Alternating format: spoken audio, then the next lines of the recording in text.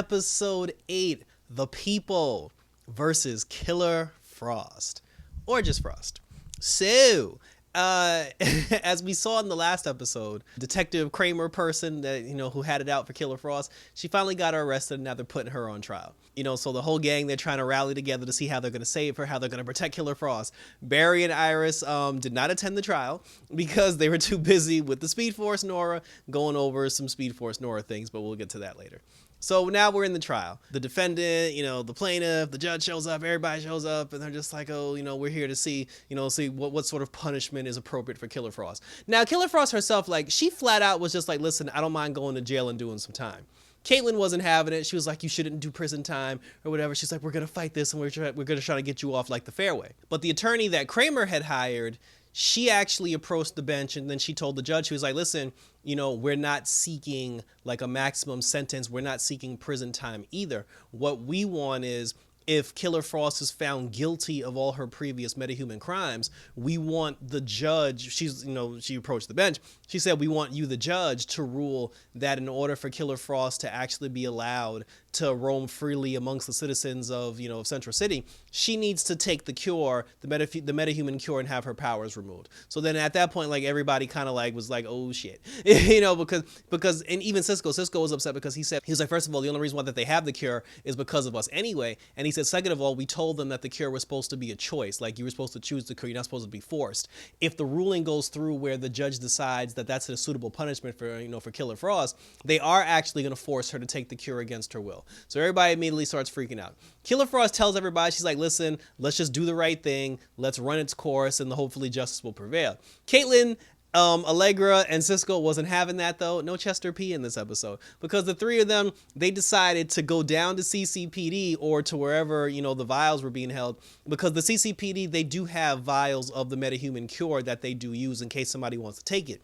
But in order to keep them from forcing it on the Killer Frost, the three of them go down, come up with some elaborate rouge. They, Cisco uses some device that he created, and they end up nullifying the cure. They poisoned the cure basically, and they made the cure useless so nobody can use it. Later on at the trial, Kramer's lawyer, she ended up saying, she was like, oh, Your Honor, she's like, about an hour ago, somebody, who we suspect is Killer Frost tainted the metahuman cure so that it can't be used. And now we want, justice. But then the judge was just like, well, if the cure, if they got rid of the cure, if the cure is not working, then how are you seeking justice at this point? Because you said you weren't trying to do jail time. And then they were just like, aha, because we put a call into Argus and we convinced Argus to make a replica, to basically use, the technology at their disposal to make another version of the cure that Star Labs had created. And we have one vial, Your Honor, and we can use it on Killer Frost. And if it works on Killer Frost, we can use that vial to create more, more and more metahuman cures. And I'm kind of disappointed in Argus and all this because, first of all, I'm still waiting for the Legends of Tomorrow prophecy to come true, because remember, in Legends of Tomorrow, Zari is actually from the future. And the future that Zari was from, Argus was the bad guys. Argus ended up becoming evil and kidnapping metas. It's just weird now that Argus was the ones, because Lila Michaels, Lila Stewart, Lila Diggle, whatever you want to call her, she runs Argus. So I don't understand why she would have Argus make a cure against one of the members of Team Flash, because she's cool with the Flash. So Lila needs to pop up on the Flash and explain some things at some point, because the cool thing about her working for Argus is she can show up on anybody's show. So now everybody's freaking out, Caitlin's freaking out, and then Frost, asks everybody, give us the room, let's do the traditional Flash talk. And then she's talking to Katie and Frost are talking. And, Caitlin told her flat out, I spoke to Mom, and taking the metahuman cure won't kill you. It'll just take away your powers, but it won't damage you internally. So if you take the sentence of taking the cure, at least you're free on the streets and you can walk around on the streets and we can be together. She's like, but if you refuse the cure, they're going to put you in prison probably for 2 decades and then I'll never get to see you again. And then she was just like, well, I can handle a little jail time. The little jail time's not that, not that big a deal. And then Caitlin got mad and she was like, I don't understand why you don't want to take the cure. And then she said, because, she told her, she's like, listen, your whole thing is you don't want to lose me. She said, if I actually have to take the cure, you are going to lose me because I'm not going to be the same person. My powers make me who I am. They are who I am on the inside. and I shouldn't be forced to have to give that up. And she's like, I'm a little disappointed that you don't understand that, Katie, because you should know how I think and how I feel. And then Killer Frost get mad, she walk away. Frost then ends up having Joe West set her up with a little one-on-one meeting with Kramer.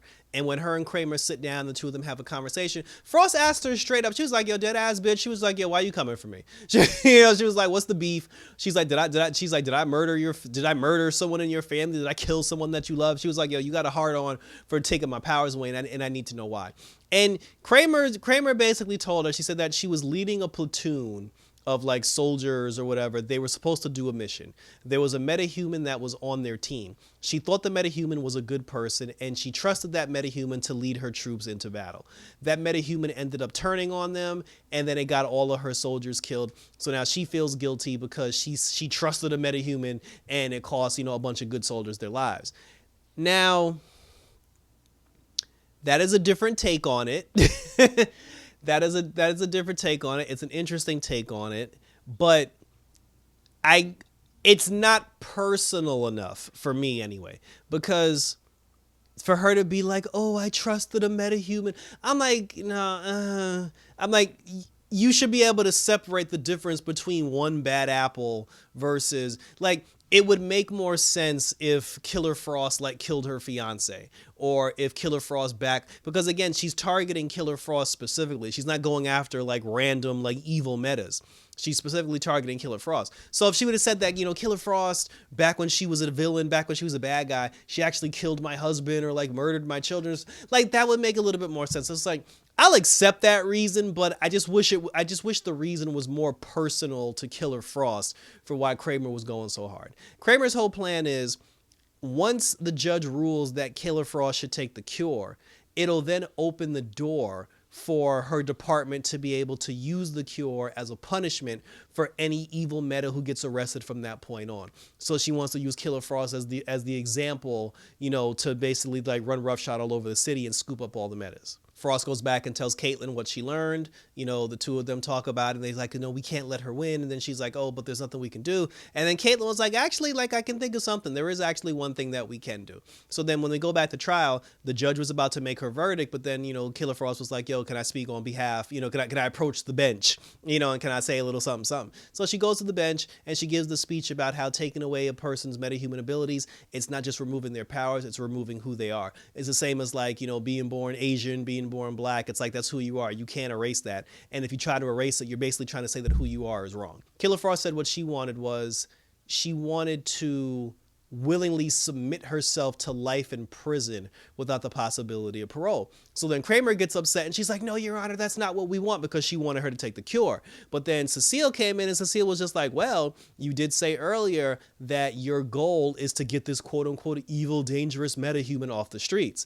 If she goes to prison for life with no parole, she's going to be off the streets. So there's really no reason for her to take the cure." And then the judge agreed with that. She ruled in that favor. And, now Killer Frost is going to prison for life, which I don't think is going to happen. Because once again, Lila is a thing and Argus is a thing. I feel like Killer Frost is going to go to prison. There's going to be a couple of episodes where she talks to Katie from behind the glass. And then eventually Argus, like Lila, someone's going to show up and, by strict order of the president, they're probably going to get Killer Frost on like Task Force X or something. And then she's probably going to do a couple of missions for Lila to earn her freedom. And then there's going to be an episode where Kramer's going to be there. She's going to end up saving Kramer's life. And then Kramer's going to apologize. It's good. We all know how that story goes.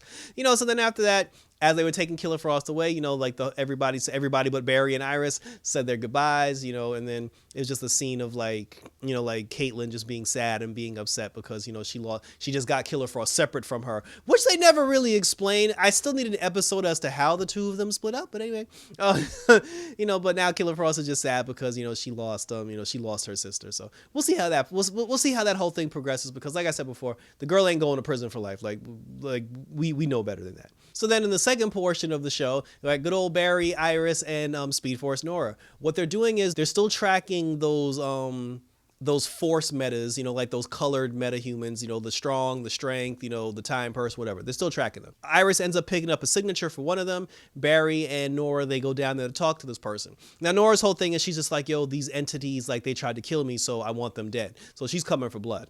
They end up finding like this one random girl who's working at an outreach program where she's administering medicine to people. She's giving people supplies. She's helping to build affordable housing for people. So they're kind of looking around like, well, obviously you ain't the bad guy, because they're looking for, like, in the first episode, well, in episode 3 or whatever, they're looking for that monster that killed Abracadabra.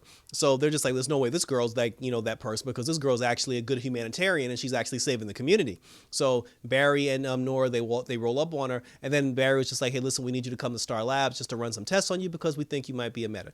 She ends up getting mad, and then she's just like, oh, I used to be an addict, but I'm clean now, and I've dedicated my life to helping people. She's like, I'm not a bad person. I'm not an evil person. I'm not a meta. And then Nora is just like, come off it, bitch. We know you did it. We know you killed Abracadabra. And then Barry was like, yo, hey, back up.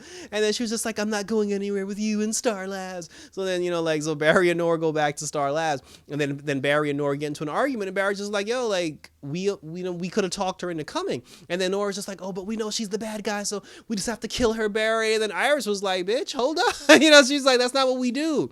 And then, Nora's just like, oh, your humanity is gonna be the death of me. She's like, these people need to be stopped. Barry said flat out, he was like, that's not how we roll here at Star Labs. And he said, to be honest with you, I'm gonna need you to fall back. Iris, she talked to Barry, and then she was just like, is there another way that we can reach her?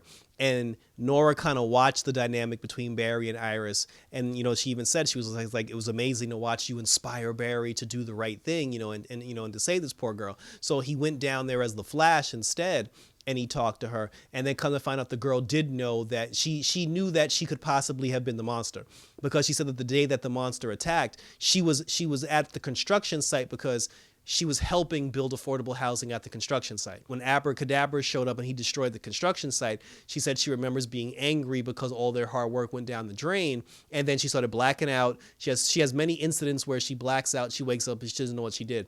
So she's just like afraid, and she's like, there is a possibility I could be a meta. So the Flash gives her the Flash Hope speech, and he talks her to coming in down to Star Labs. The girl goes down to Star Labs. Barry ends up running the tests on her. And then after Barry runs the test, they prove that she's the Strength Force meta. They prove that she is the Strength Force meta. They, and then after that, the girl kind of freaked out, and she was just like, what am I going to do? Like, I'm not a bad person. And then Barry's just like, yo, chill. Like, he's like, yo, I said we got you. The Flash said we got you. He's like, you're not arrested. You're not in trouble. He's like, just give us an opportunity to try to save you. And then at that moment, Speed Force Nora blasted the girl and knocked her clear across the room. And then, Nora's just like, oh, you don't understand. You just don't get it. She's just like, these things, they're gonna kill me, and I can't let them kill me just because you want to play the hero. And I'm like, isn't that why you gave him the power though? But she was just like, oh, you're blinded by your humanity and by your compassion. And she said, I know what to do, because she said, if your compassion is is what's holding you back, I'll just get rid of the reason. And the reason why you have this compassion is Iris. So then, like, Nora takes all her power,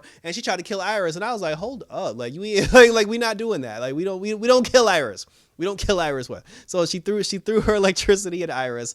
Barry jumped in the way, threw his electricity at Nora, and then Nora's electricity along with Barry's electricity, Nora walked up to it. She took the energy, but she made a little energy ball out of the whole thing. And then she took the energy ball and she chucked it at the girl who had the Strength Force power in her, and she killed the girl. Now, for me, I feel like because she killed the girl, the power will probably just leave her body and maybe go to somebody else. I don't think she killed the Strength Force, to be honest with you, but I guess we'll see what happens in later episodes. But as of this moment, the Speed Force is the bad guy. So I thought Godspeed was gonna be the villain for the season, and maybe he is. Like, maybe he'll be the villain, because we're only up to episode 8, so maybe Godspeed will be the villain for the second half of the season. But at least for the first half of the season, like, Nora Speed Force Allen is she's the villain right now. And she even said, like, she killed the girl. She was looking at Barry. She was all glowing and everything. And then she was like, it's time, Barry, to choose which side you're really on, or else. And that was it. So I'm digging villain Speed Force Nora Allen. Like, I'm definitely digging that. But again, it's just really like her motivation behind it, because she's very irrational as far as trying to kill these other forces. And I don't think it's because they pose a danger to her. Like I said before, because the new Speed Force was created out of love, the love that both Barry and Iris share, since that's what powers the Speed Force, I feel like Speed Force Nora tried to create her own children. Well, she said that they tried to suck her energy or like suck her power from her and kill her. And I think that's more so her not understanding how kids work.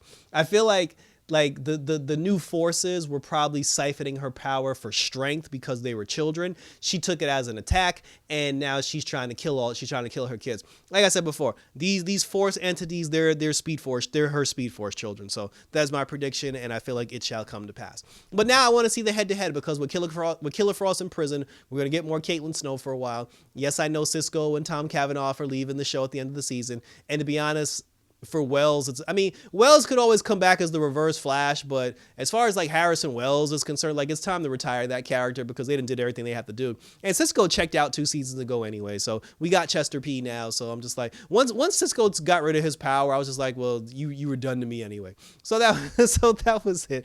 And thank you for tuning in. Let me know in the comment section, like, let me know what you think's gonna happen with Barry Allen and Nora, Speed Force, Speed Force Allen. Like, how does this whole thing collide? Does Nora end up saving the day in the season finale? Is she just the first half villain and then we move on to the next villain? And then where does Nora play in? Where does Nora West Allen and where does Bart Allen play in? Because I heard Bart Allen and Nora are supposed to come back from the future. Check me out on social media. Check me out on Instagram and on Twitter. Also check me out on YouTube. Leave your comments as always so we can go back and forth about all the superhero goodness, because we got Supergirl coming up to conclude this week of DC television. So thanks for tuning in, guys, for The Flash. Until next week, when Speed Forces collide, I'm out this. Yeah!